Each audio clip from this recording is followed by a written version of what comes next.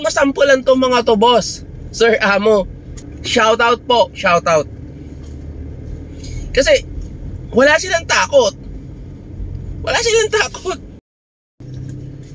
Good morning mga kapatid, kay Romoro. Ang pag-uusapan natin ngayong umaga ay itong mga napakagagandang mga batas, no, para magbigay ng safety or maging ligtas ang mga taong gumagamit, or sa wikang Ingles ay mga road users, no, mga gumagamit ng pampublikong kalsada.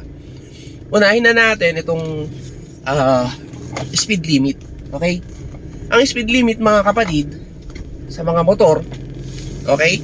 Take note ha, mga motor. Ibig sabihin, lahat ng dalawang gulong, either small cc or big cc bikes, ang nakatakda sa batas base sa Republic Act 4136 ay 80 kph lamang. Kaso nakakalungkot, bakit? Hindi ito ipapatupad ng maayos ng kinauukulan. Samahan pa ng mga motovloggers, ginabalandra, inagyayabang, malalakas na motor nila, mayayaman, kaya nilang bumili ng malalakas na motor, na ang primera nila mga kapatid ay umaabot na 140, 130, 120. Yan yung binabalandra nila sa kanilang page na nagagawa ng isang big bike sa kambyong primera lamang. But paalala mga kapatid, paalala sa LTO, PNP, Highway Patrol Group, mga boss, mga sir, wala ba tayong kakayahan na ipatawag itong mga ganitong content creator? Ang dami nila.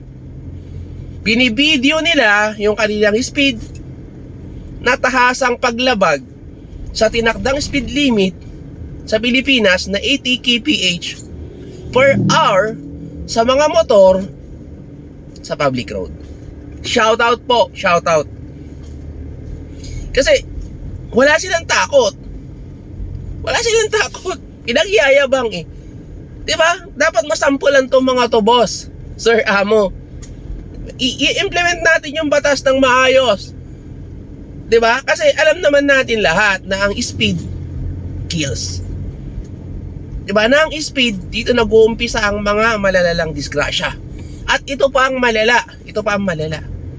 Ito mga motovloggers na to, paumanhin mga boss. Nagsasabi lang ako ng katotohanan base sa Republic Act 4136 at base sa nakikita ko, no? Na mga pinupost nyo. Ngayon, ito pa ang sobrang lala. Kasi napakadaming gumagaya sa inyo na hindi nila alam na wala silang kamalay-malay, lalo ang mga kabataan na ang ginagawa nyo ay labag sa batas. At nagiging dahilan ito mga kapatid ng malalalang disgrasya at pagkasawi ng iba. So I shout out, no, sa mga motovloggers na to. Baka pwede naman gumawa kayo ng ibang content. Or sige, gawa kayo ng content nyo, pero sabihin nyo na ang ginagawa nyo ay labag sa batas. Kasi ang tinakda ng Republic Act 4136 na maximum speed limit ng isang motor, 2 wheels, sa publikong kalsada ng Pilipinas ay 80 kph lamang. Go ahead. Kasi masakit sa bangs, no, na pinagyayabang nyo yung mga bagay-bagay na to. Ikakadisgrasya ng mga viewers nyo, ikakadisgrasya ng mga followers nyo. Talabag sa batas. Again, shout out Land Transportation Office, Highway Patrol Group, Philippine National Police. No need to use a speed gun, mga boss.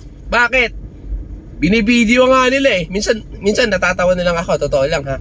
Walang samaan ng loob. Natatawa na lang ako. Kasi pinupost nyo yung ebidensya sa inyong mga page na kayo ay rule breaker, na kayo ay law breaker. Pinupost nyo yung ebidensya para kayo mismo ay mapatawag ng LTO at mapatawag ng sanction, either suspension or tuloy ang pagkaribok ng lisensya nyo.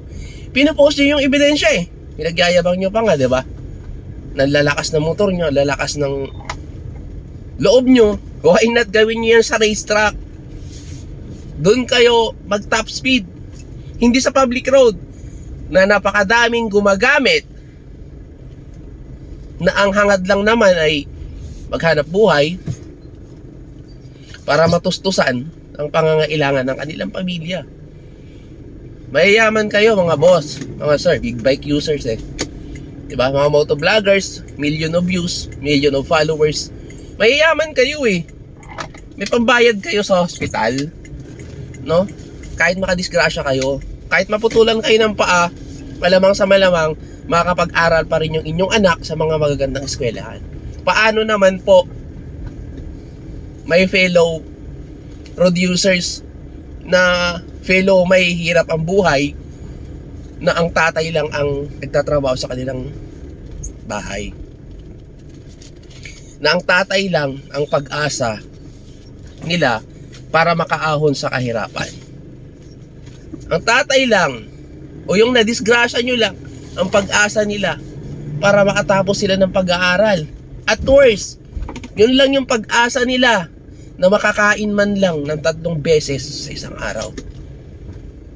Shout out mga kapatid, mga sir. Nakakalungkot. No, huwag nyo sana masamain implementing agency ng government tsaka sa mga motovloggers na ganito yung gawain. Huwag nyo masamain mga boss. Nagsabi lang ako ng katotohanan at nagsasabi lang din naman ako ng ikakabuti ng pamayanan at mga kasamahan natin gumagamit ng pampublikong kalsada. So I want to share mga kapatid, 1-3-16. Ganon na lamang ang pagmamahal ng Diyos sa sanlibutan. Kaya binigay niya ang kanyang bugtong na anak, Jesus Christ, na mabuhay, may panganak, at mamatay para sa atin. Para tayo ay magkaroon ng buhay na walang hanggan. God bless everyone.